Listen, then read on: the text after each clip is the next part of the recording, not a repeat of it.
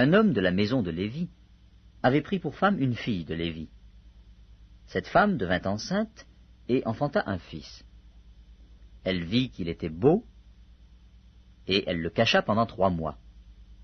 Ne pouvant plus le cacher, elle prit une caisse de jonc, qu'elle enduisit de bitume et de pois, elle y mit l'enfant, et le déposa parmi les roseaux, sur le bord du fleuve.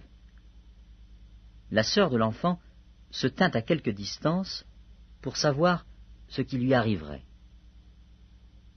La fille de Pharaon descendit au fleuve pour se baigner, et ses compagnes se promenèrent le long du fleuve. Elle aperçut la caisse au milieu des roseaux, et elle envoya sa servante pour la prendre. Elle l'ouvrit et vit l'enfant. C'était un petit garçon qui pleurait.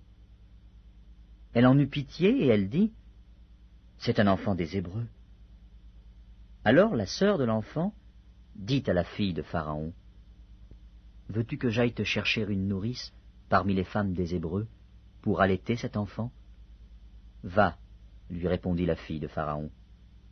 Et la jeune fille alla chercher la mère de l'enfant. La fille de Pharaon lui dit, « Emporte cet enfant, et allaite-le-moi. Je te donnerai ton salaire. » La femme prit l'enfant et l'allaita. Quand il eut grandi, elle l'amena à la fille de Pharaon, et il fut pour elle comme un fils. Elle lui donna le nom de Moïse, car, dit-elle, je l'ai retiré des eaux. En ce temps-là, Moïse, devenu grand, se rendit vers ses frères et fut témoin de leurs pénibles travaux. Il vit un Égyptien qui frappait un Hébreu d'entre ses frères.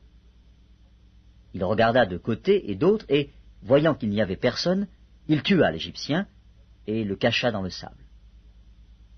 Il sortit le jour suivant, et voici, 2 Hébreux se querellaient. Il dit à celui qui avait tort, « Pourquoi frappes-tu ton prochain ?» Et cet homme répondit, « Qui t'a établi chef et juge sur nous? Penses-tu me tuer comme tu as tué l'Égyptien ?»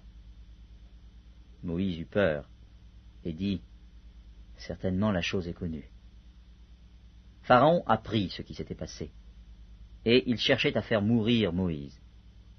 Mais Moïse s'enfuit de devant Pharaon, et il se retira dans le pays de Madian, où il s'arrêta près d'un puits.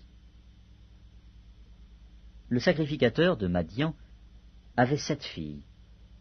Elles vinrent puiser de l'eau, et elles remplirent les auges pour abreuver le troupeau de leur père. Les bergers arrivèrent et les chassèrent. Alors Moïse se leva, prit leur défense, et fit boire leur troupeau. Quand elles furent de retour auprès de Réuel, leur père, il dit, « Pourquoi revenez-vous si tôt aujourd'hui ?» Elles répondirent, « Un Égyptien nous a délivrés de la main des bergers, et même il nous a puisé de l'eau et a fait boire le troupeau. » Et il dit à ses filles, « Où est-il? Pourquoi avez-vous laissé cet homme?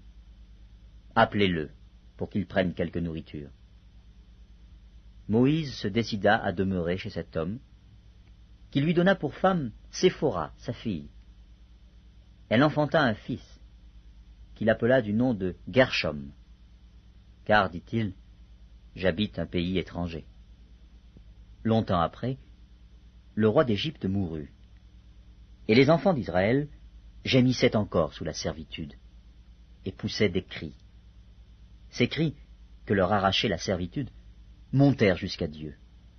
Dieu entendit leurs gémissements, et se souvint de son alliance avec Abraham, Isaac et Jacob. Dieu regarda les enfants d'Israël, et il en eut compassion.